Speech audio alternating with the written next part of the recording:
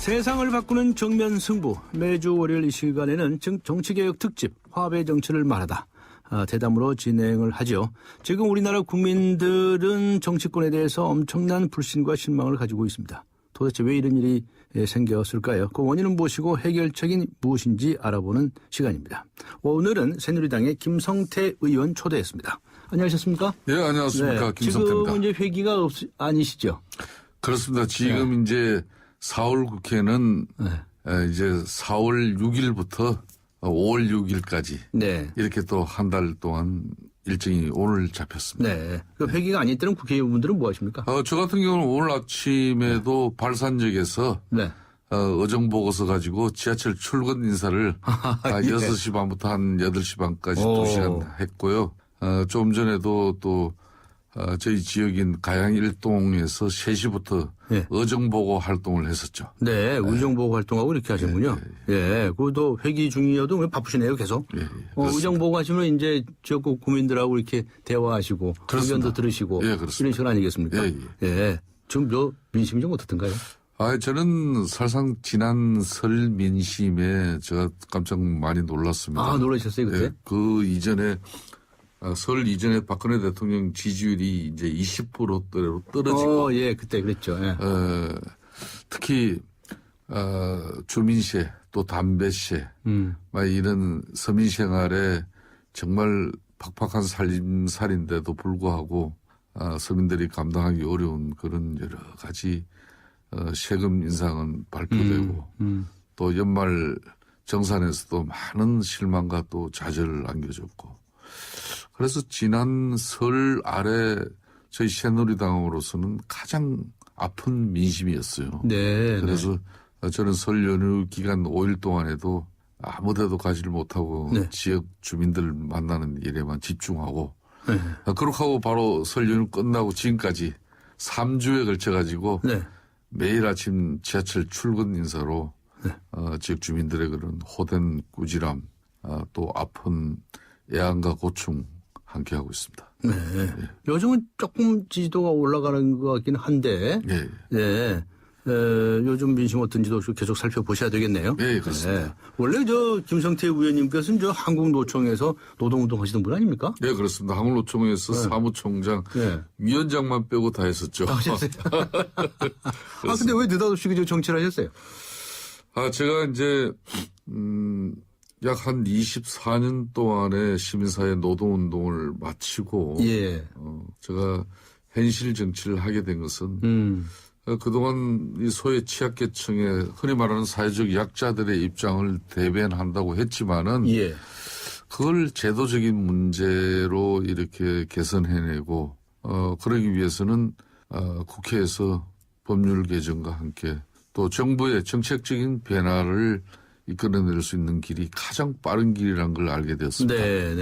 또 가장 실효성 있는 활동이 될 수 있다 생각했고요. 그래서 특히 노동 문제에 관해서. 노동뿐만 아니라 서민들의 그런 삶에 관한 여러 가지 문제들이 다 해당이 되죠. 그래서 지금 정치 몇 년 하신 겁니까? 정치 제가 이제 서울 강서울 지역에서 재선하고 지금 국회의원은 이제 8년째 하고 있습니다. 그 전에 이제 서울시의원을 또 4년을 했었죠. 시의원 되셨었죠. 맞습니다. 그런데 그 처음에 정치 입문하실 때 생각하셨던 그런 생각들이 실제 정치를 하시면서 많이 반영이 됐고 만족하십니까? 아니면 이거 한국 정치가 왜 이런지 모르겠다 이렇게 생각하고 있습니까? 그렇습니다.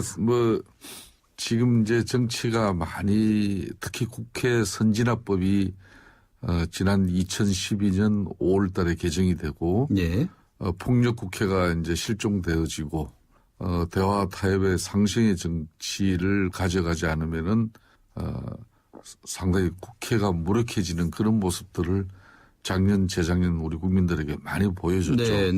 그래서, 저는, 많은 실망은 특히 국회 선진화법이 마련되기 이전에, 집권당이 다수의 의석을 가지면은 일방통행식으로 밀어붙이지 않으면은 아무것도 할 수 없는 그런 국회 간행이 또 문제였고, 국회 선진화법이 만들어진 이후에는 또 타협되지 않으면 또 아무것도 할 수 없는 그런 또 무기력.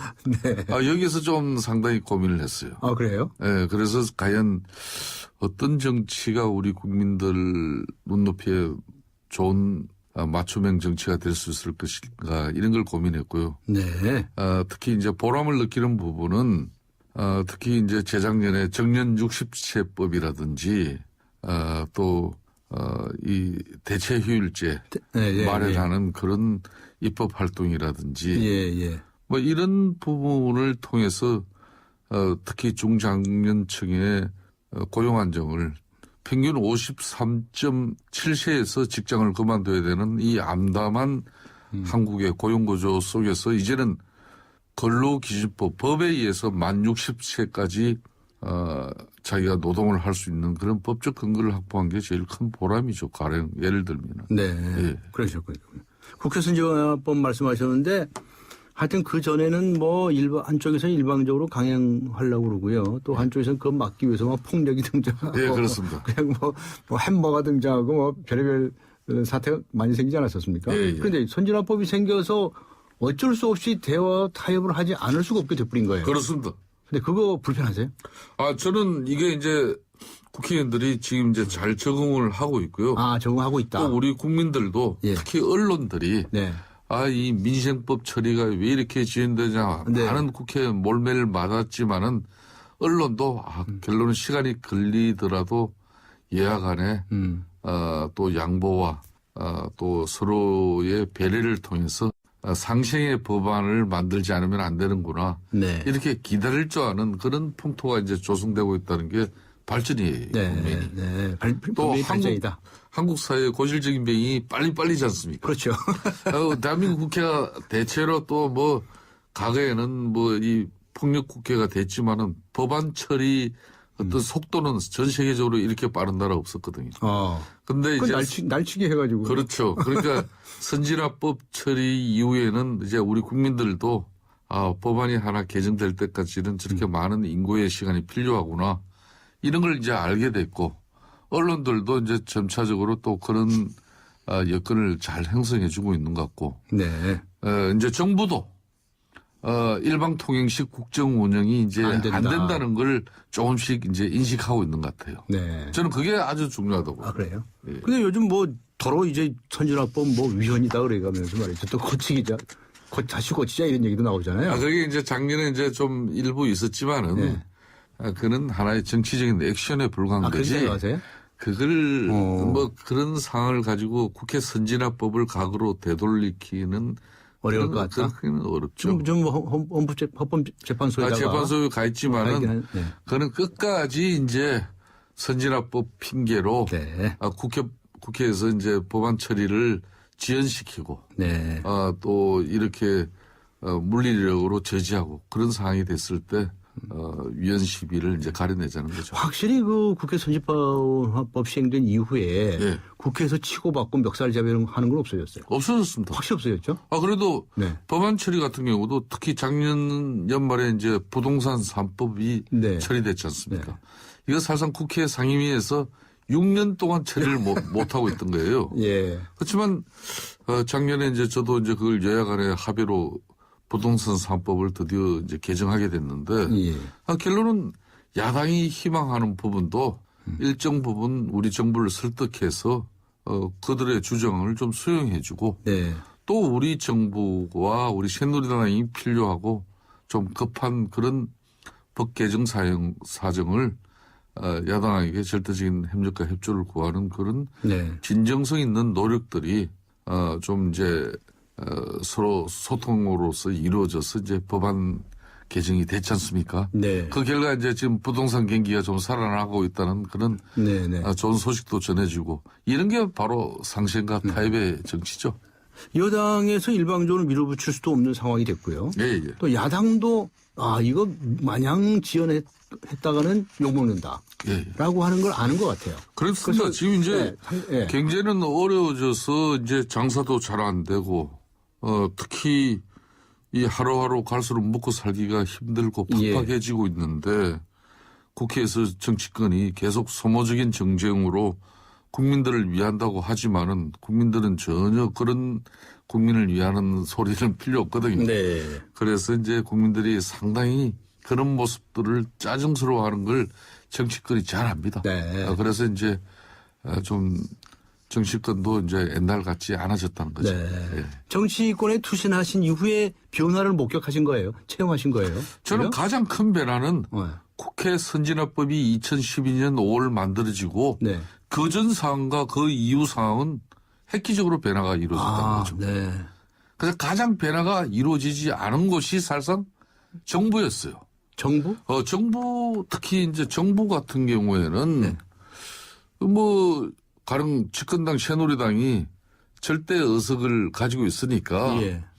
자기네들이 빨리 요청하면은 뭔가 집권당이 국회에서 뭐 통과시켜달라. 빨리 처리해주는 그런 과거에 이제 모습이 있었지만은 예. 선진화법 때문에 이제 그런 게 안 통하는 거구나. 정상적으로 정부도 좀 빠르게 뭔가 법안 개정이나 또 뭐 이런 정책 예산안 심의가 필요하다 그러면은 이제 정부도 성의를 가지고 야당을 설득하고 이해시키려고 하는 그런 노력들을 과거에보다는 훨씬 진전되게 지금 하고 있다는 거죠. 그래요? 이런 게 변화죠. 네. 예. 정부에서도 이제 그걸 깨달았군요. 그렇게 해야 되는 거죠. 그리고 그래서 야당 설득하기 위해서 우리 저희 새누리당도 당신들 이제 과거의 간성대로 뭘 법안 처리나 예산안 처리 그렇게 일방적으로 새누리당만 그렇게 뭐 이렇게 쳐다보고 있지 마라. 당신들이 특히 야당 의원들에게도 네. 이걸 잘 설명하고 이해와 협조를 구하는 그런 정부의 노력이 이제 현실적으로 반드시 필요 요건이 돼 있다. 알겠습니다. 그런 우리 새누리당이 또 정부를 많이 개선시켰죠. 네. 예. 네. 하여튼 저희 그 정치개혁 특집에서 화합의 정치를 늘 말하는데요. 예, 예. 지금은 어느 정도 서로 양보하고 타협을 하려고 하는 그런 분위기는 형성돼 있다. 그렇습니다. 이렇게 보면 되겠습니까? 그렇습니다. 네. 그럼 이제 화합의 정치로 가고 있다. 예. 이렇게 예. 그러니까 지금 이제 양당 이제 원내대표를 흔히 말하는 국회 사령탑이죠. 예. 원내대표를 선출하는 이 과정을 보면요. 너무 가령 새누리당 같은 경우는 흔히 말하는 친박 인사로서 네. 청와대나 정부에서 일방 통행식으로 뭐 그냥 이렇게 무조건 뭐 붙이기식으로 네. 뭐 요구하면 또 뒤따라주는 그런 성향을 가진 원내대표 출마자는 계속 떨어지고 있어요. 계속 떨어져요. 네, 그렇기 때문에 새누리당 국회의원들이 계속 떨어뜨리는 겁니까? 그렇죠. 그러니까 지금은 이제 야당하고도 네. 대화와 타협을 중시하고 네. 또 일정 부분 우리들의 입장만 가지고 안 된다는 걸 우리 의원들이 이야기를 해주고 있는 거죠. 그러면 원내 사령탑 선거를 통해서도. 네, 알겠습니다. 우리 정치권에서 소위 여야의 타협 문제에 관해서 좋은 말씀을 주셨습니다. 좀 많은 변화가 있다 이런 말씀이신데, 자 오늘은 특별한 이 정치 현안보다도 정치를 이제 벌써 이선 국회의원을 하시고 계시니까요. 그동안 여러 가지 느끼신 점이 많이 있으실 것 같아요. 그래서 편하게 좀 장기적으로 크게 보고. 이런저런 말씀을 좀 주셨으면 해서 초대를 했습니다. 네, 감사합니다. 그런데 이제 방금 이제 화합의 정치로 조금씩 가는 것 같다는 말씀을 하셨는데 그 외에도 아직까지 우리 국민들이 정치권에 대해서 엄청난 불신을 가지고 있다는 거 아시죠? 그렇습니다. 많이 들으셨죠? 예. 자, 뭐 어떤 점이 가장 큰 문제고 어떤 점이 개선돼야 된다고 생각하시는지. 예. 그러니까 대표적으로 지난해에 그 세월호 참사가 벌어졌지 않습니까? 네. 그 세월호 참사가 벌어진 이후로 국회가 5개월 가까이 공전되지 않았습니까? 그랬죠. 그러니까 그 아픔과 고통을 빨리 치유하고 수습하기보다는 이 세월호 참사는 정쟁으로 사회적 갈등으로 이제 가버렸죠. 네. 그렇게 해서 온 나라가 이제 멈춰선 상황에서 결론적으로 정치는 실종되고 국회는 식물 국회로 이제 전락해버렸죠. 예. 국민들의 먹고 사는 문제를 해결해 주지 못하고 우리 사회의 분열과 갈등을 풀어주지 못하는 그런 정치라면은 국민들이 어떻게 믿고 지지할 수 있겠나. 이걸 이제 정치권들이 압니다. 그래서 지금 현재 이 박근혜 대통령과 또 박근혜 정부가 가장 중요시 돼야 될 부분이 이 사회성의 강화를 통한 정치의 복원이 저는 시급하다고 봐요. 정치의 복원. 네, 그렇습니다. 네. 그 세월호 참사에서도 많은 교훈을 남겼지 않습니까? 이 지금 결론은 사회적 갈등을 방치하고 예. 예멘하고 난 이후에 뭐 지금 우리가 경제 위기 상황을 극복하기 위해서 정부가 재정 또 통화 확대 정책을 막 가져가면서까지 지금 경기 부양을 뭐 다각적으로 지금 정말 시배를 기울이고 있잖아요. 네. 그렇지만 이런 것들도 뭔가 이 사회적 갈등이 이렇게 심화되지 않은 가운데 네. 뭐 이런 국가 경제를 살리기 위한 그런 다각적인 노력을 국민적 합의 속에서 이렇게 이루어지면은 훨씬 실효적이고 네. 가장 효과도 큰데 지금 현재 아직까지 박근혜 정부 같은 경우는 지금 이 사회적 갈등을 해소하는 데는 많은 지금 시간이 필요한 것 같아요. 네. 특히 이제 노무현 김대중 정부 흔히 말하는 그 시절의 시민사회 노동운동과 지난번 MB 정부와 또 지금 박근혜 정부의 시민사회 노동운동의 그런 이 흔히 말하는 정부하고의 이런 대화 소통 네. 이런 엄청난 차이가 있는 거거든요. 네. 그래서 국민들을 대표해서 정치를 하는 정치인들이 실제로는 이 국민들의 상과 동떨어진 그들만의 정치에만 몰두하게 되는 것이 바로 이런 사회적 갈등을 방치하고 네. 또 그런 사회적 갈등을 또 바라보는 인식에 엄청난 차이가 있기 때문에 네. 쉽게 탈출을 못 찾죠. 그렇기 때문에 앞으로는 우리 박근혜 정부도 사회성을 좀 이제 강화하는 그런 정치의 복원 네. 이런 게 저는 상당히 시급하다고 보는 거죠. 네, 지금 이 시점에 있어서 사회적 갈등을 해소하기 위한 정치의 복원이 필요하다. 예. 그 점이 가장 큰 문제다라고 예. 보신다는 것이죠. 그렇습니다. 예, 그러면 잠시 쉬셨다가 예. 어떻게 하면 그런 문제를 풀어나갈 수 있을지 좀 더 자세한 말씀을 듣도록 하겠습니다. 네, 지금까지 뉴스 정면 승부 매주 월요일 정치개혁 특집 화합의 정치를 말하다를 진행했는데요. 새누리당의 김성태 의원님 나오셨습니다. 잠시 후에 이어가겠습니다. 서윤이 엄마. 민호 아버님. 당신의 이름 대신 누구 엄마, 아빠로 불리는 일이 많아졌다면 악사 자동차 보험과 만나세요. 당신과 자녀에게 꼭 필요한 보장을 다이렉트로 더 저렴하게, 모바일로 간편하게. 악사 다이렉트. 가입 시 유의사항을 꼭 확인하세요. 코웨이에선 정수기 필터 교체하듯이 오염된 매트리스 상단을 새 걸로 교체할 수 있대요. 우와! 게다가 미세먼지부터 진먼지 진드기까지 7단계로 케어해준대요. 위생까지 책임져야 진짜 침대다. 코웨이 매트리스 케어 렌탈 1588-5200. 네, 오늘의 뉴스 생각하기 주제입니다. 서울시 교육청의 촌지 근절 대책 어떻게 생각하십니까? 2584번님께서는요. 진작 했어야 합니다. 스승의 날 학부모들은 엄청 스트레스 받습니다. 5583번님께서는요. 촌지 근절 의지가 있는지 모르겠습니다. 왜 200만 원 이상만 형사고발합니까? 라는 의견을 주셨습니다.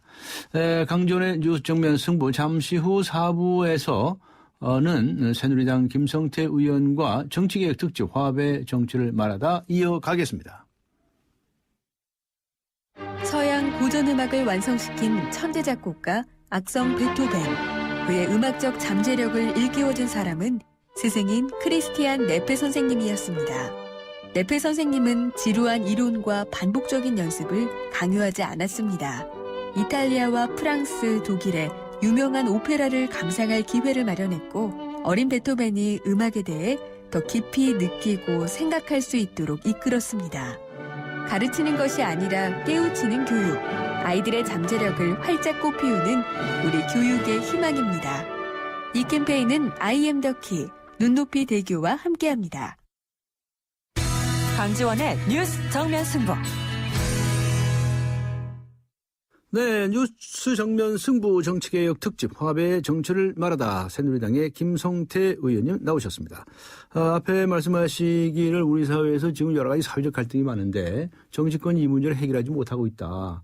이 사회성을 강화해서 이 복원을 해나가다 이런 말씀하지 않으셨습니까? 네. 정말 이거 현장에서 뼈저리게 느끼십니까? 그렇습니다. 그러니까 이 사회적 갈등을 치유해 나가면서 네.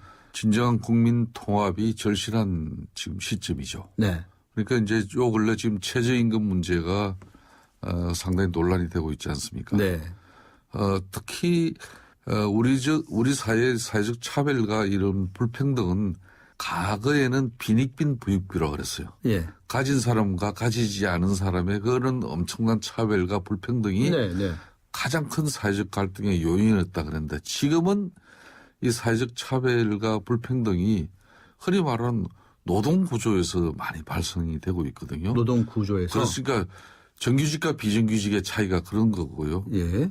특히 이제 대기업과 중소 영세 기업의 그런 엄청난 차이. 예. 그러니까 한 번 선택되어진 직장, 예. 일자리가 예.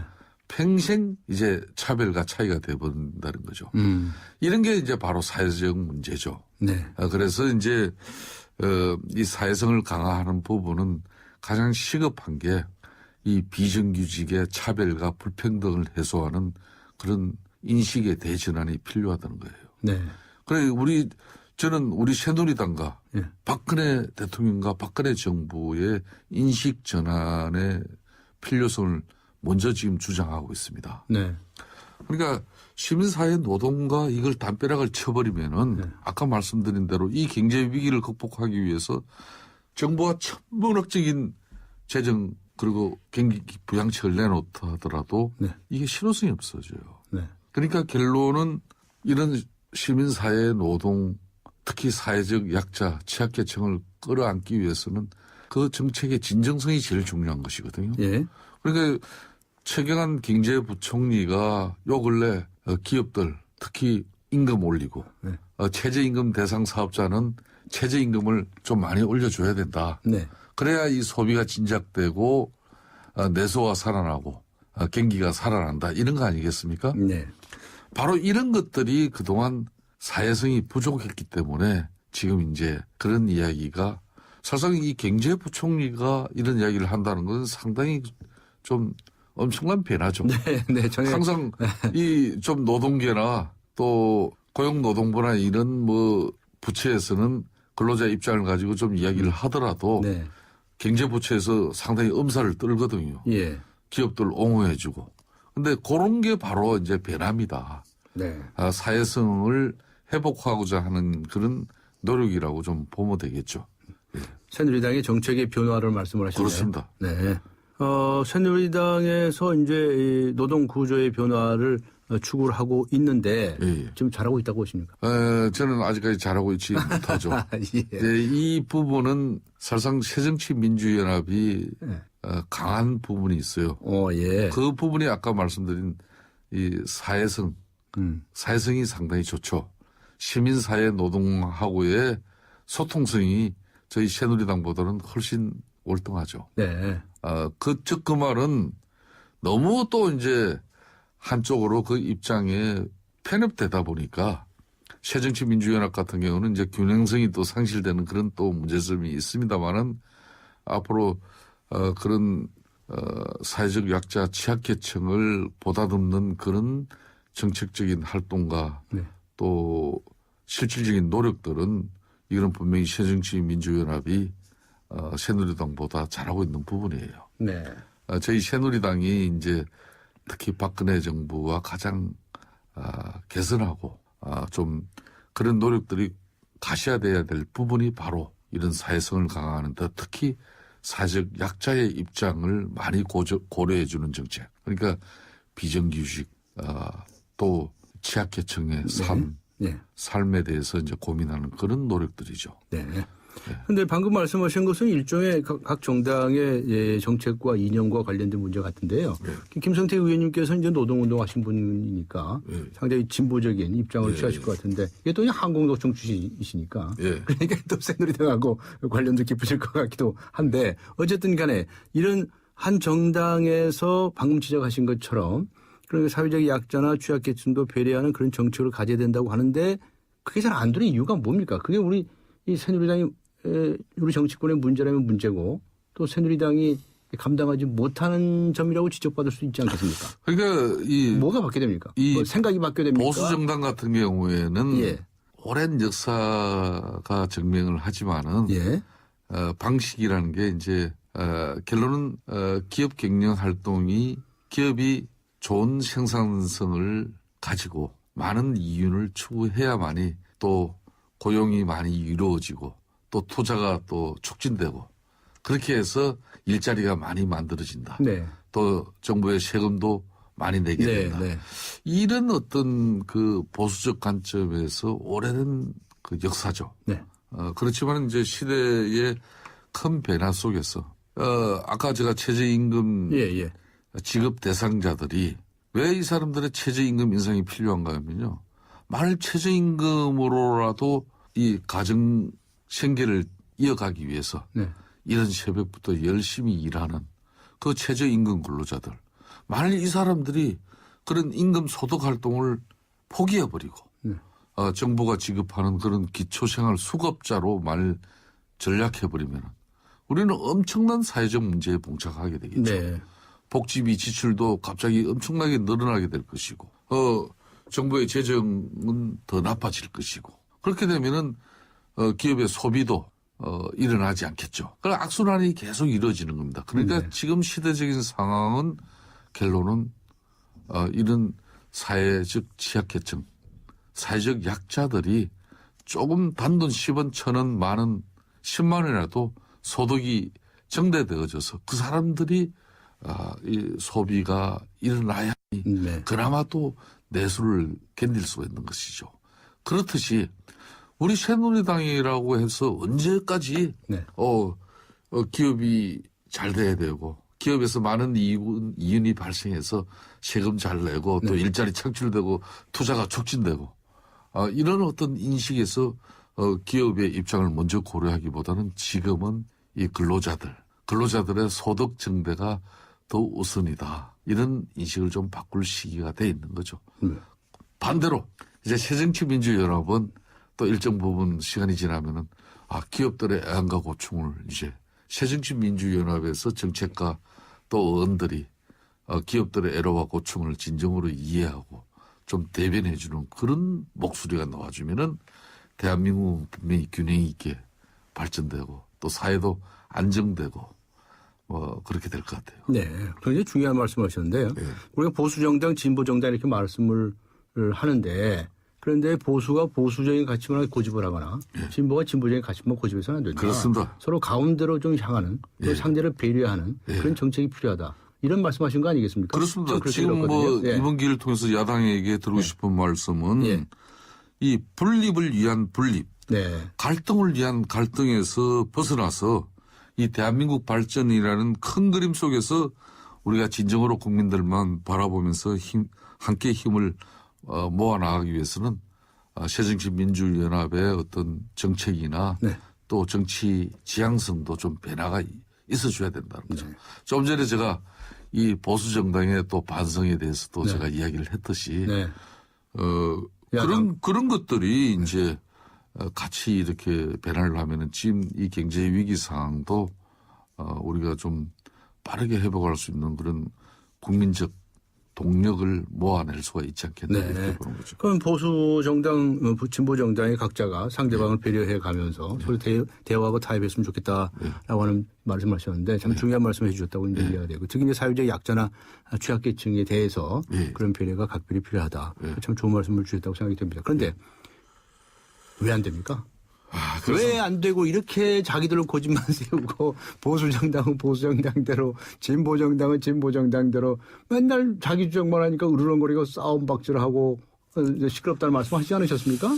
그렇습니다. 이게 뭐 어떻게 사람이 바뀌어야 됩니까? 아니면 무슨 뭘 바꿔야 됩니까? 제도를 바꿔야 됩니까? 그러니까 이제 제가 드리고 싶은 말씀은 저희 새누리당 같은 경우에도 집권 여당이라고 그냥 청와대나 정부가 바라는 뒷설거지하고 뒷받침해주는 거수기 정당이 돼버리면은 진정한 이 국민들의 입장을 제대로 대변하진 못해요. 네. 근데 지금까지는 그렇게 해왔어요. 그랬습니까? 이 흔히 말하는 당대표도 관리형 대표 체제로서 그 한계를 벗어나지 못하고. 손들어 그러면 다 손들고. 그러니까 청와대 입장이 뭐 최고의 입장이 돼버리고. 네. 거기에 또 이제 정부도 야당을 설득 이해 협조를 구하는 노력보다는 그냥 청와대 수석이나 이런 청와대 눈치를 보면서 청와대에 또 큰 힘을 또 업어가지고 그냥 정책이나 뭐 어떤 입법 활동을 해나가려고 하는 그 과거에 잘못된 간성들이 일부 있었죠. 네. 그런 것들이 이제 저희 새누리당이 이제 개선되어져야 되는 것이고, 뭐 그런 측면에서 이 당청 관계도 네. 이제 수평적 당정청 관계의 정립이 저는 절실하다고 보는 겁니다. 네. 최근 고위 당정청 정책조정협의회가 다시 이제 가동되기 시작하고 또 당정청 간에 이 활발한 소통이 시작된 것은 그런 의미에서 이제 매우 고무적인 거예요. 네. 뭐 일방통행식으로 이렇게 집권당 새누리당은 대통령을 만들었으니까 무조건적인 뒷받침이 필요하다. 뭐 여기에서 좀 벗어나가지고 우리 당이 국민의 목소리, 국민의 입장을 가지고 적극적인 주장도 내뱉는 것이고 또 청와대 정부도 그 목소리를 중히 여기라는 것이고 네. 그렇게 해서 박근혜 정부를 함께 만들었던 새누리당이 박근혜 정부의 성공을 위해서 책임 있는 자세로 책임 정당의 모습을 가지고 국정 운영에 힘을 보태는 것이 이게 진정한 집권당의 모습이지. 네. 그냥 시키면 시키는 대로 그냥 손들어주고 뒷받침해주는 그런 집권당의 모습은 볼품 없는 거죠. 그 변화를 그나마 김무성 새누리당 대표가 좀 상당한 의지를 가지고 지금 당정청 관계를 새롭게 정립하고 있는 부분은 집권당의 변화의 모습입니다. 네. 뭐 그런 가운데 지금 공무원 연금 계획이라든지 이 노동시장 구조 계획이라든지 이런 산적한 해난을 앞에 두고 있는데 새정치민주연합 입장에서도 네. 그럼 이 공무원 연금 계획에 입장이 나와줘야죠. 네. 그냥 이 공무원 조직의 엄청난 이 반발, 예? 또 사실상 이 공무원들의 이런 반발표를 의식한 4.29 재보선을 그때까지는 아무런 입장도 안 내려고 하는 이런 자세는 잘못된 거죠. 그러니까 국가 미래를 위해서 좀 새누리당과 또 박근혜 대통령도 이거는 분명히 해가지고 진짜 공무원 그 엄청난 공무원들에게 요거도 먹으면서 엄청난 이거는 선거 때 표도 우리가 각오를 하면서 이런 공무원 연금 계획 문제를 손을 떼기 시작했으면은 야당도 입장이 있어야 되는 거죠. 네. 그렇지 못한 부분은 야당도 좀 이번 기회에 좀 여러 가지 생각하는 그런 바가 있었으면 좋겠고요. 저희 새누리당 입장에서도 이제 아까 말한 이런 경제 위기 상황을 기업들 계속 보호하는 어떤 그런 입장에서 우리도 진일보해서 이런 때일수록 근로자들의 소득을 더 증대시키는 방향 쪽으로 가져가서 좀 이 경기가 좀 회복되는데 좀 선순환 구조적인 역할을 할 수 있는 그런 좀 입장 이런 것들이 상당히 중요하다고 봅니다. 알겠습니다. 앞에 말씀하실 때 뭐 이 새누리당 또는 역대 여당들이 뭐 거수기 정당 노릇을 했다. 그럼 뭐 청와대 워낙에 큰 힘 때문에 그랬다. 뭐 이런 말씀을 하셨는데 이 논의의 초점을 청와대 쪽으로 옮겨보죠. 대한민국 청와대는 말이죠. 그렇게 힘이 셉니까? 지금은 대통령제니까 어쩔 수가 없어요. 아 그래요? 네, 그래서 지금 국회 내에서 개헌 논의가 상당히 물밑에서는 활발하게 그 개헌 논의의 입장들을 다 가지고 있습니다. 주로 이제 그 분권형 대통령제라. 그러니까 뭐 권력 그 체제는 어떤 방식이 좋을지 이거는 몰라도. 본격적인 논의가 이루어져야 될 문제지만은 하여튼 이 대통령제 하에 뭐 좀 한 곳에 너무 집중되어 있는 이런 권력 체제는 네. 상당한 어려움이 있다는 걸 이제 많이 인식하고 있죠. 많이 인식하고 있습니까? 그렇습니다. 저는 국회의원 300명 중에 상당히 많은 부분이 저는 좀 상당히 많이 인식하고 있다. 아, 그래요? 예. 네. 그러니까 그리고 이제 권한이 너무 대통령에게 집중돼 있다. 그렇습니다. 좀 분산해야 한다는 데는 인식을 같이 하고 있다.